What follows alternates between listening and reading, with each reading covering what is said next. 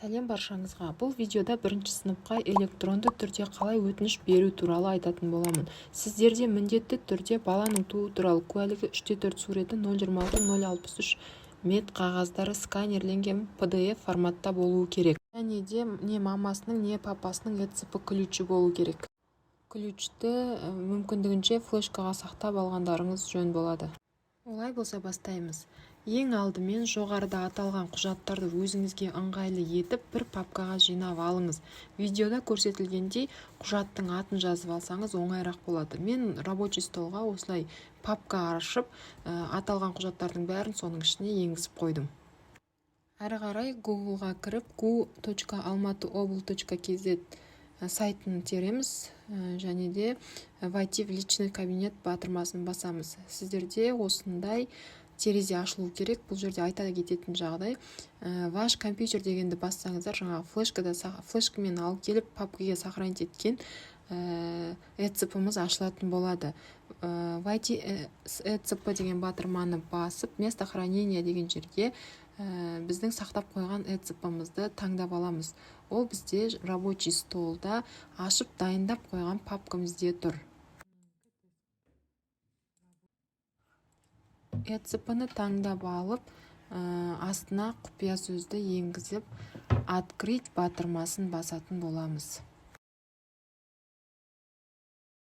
Сіздерде осылай ЭЦП иесінің аты жөні жазылған терезе ашылады.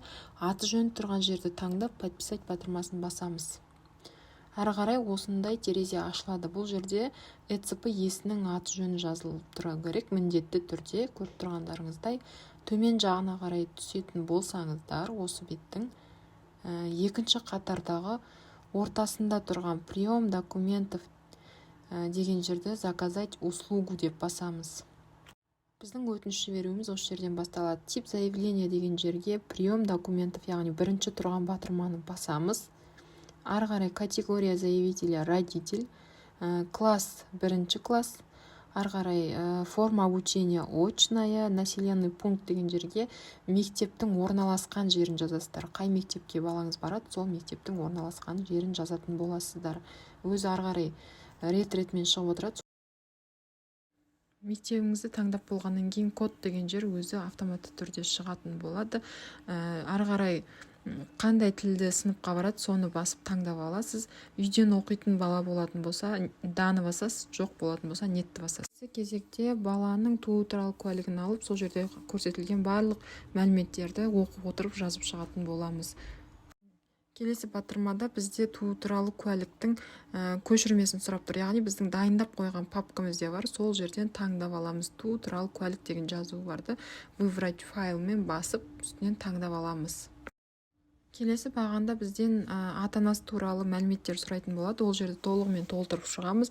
Анасының туралы жазған кезде соңғы жағында әкесі туралы бір сөз жазу керек, бірақ ол жерге минус қоя саламыз.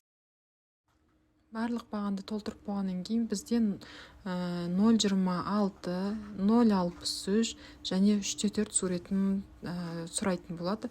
Выбрать файл батырмасын басып, таңдап алып, соңына қарай екі птичканы ұрамыз.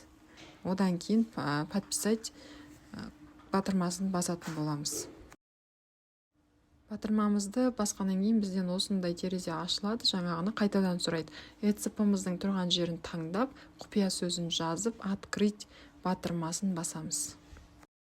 Алғашқыдағыдай басынан таңдап алып, подписать батырмасын басып, сәл күтсеңіздер, сіздерден жоғарғы жағынан, терезенің жоғарғы жағынан осындай жасыл жазу шығады. Бұл деген сіздердің өтініштеріңіз жіберілді деген сөз. Сіздердің өтініштеріңіз жіберген мектептеріңізге сайтына барып түсетін болады. Осымен видео аяқталды. Назарларыңызға көп рахмет.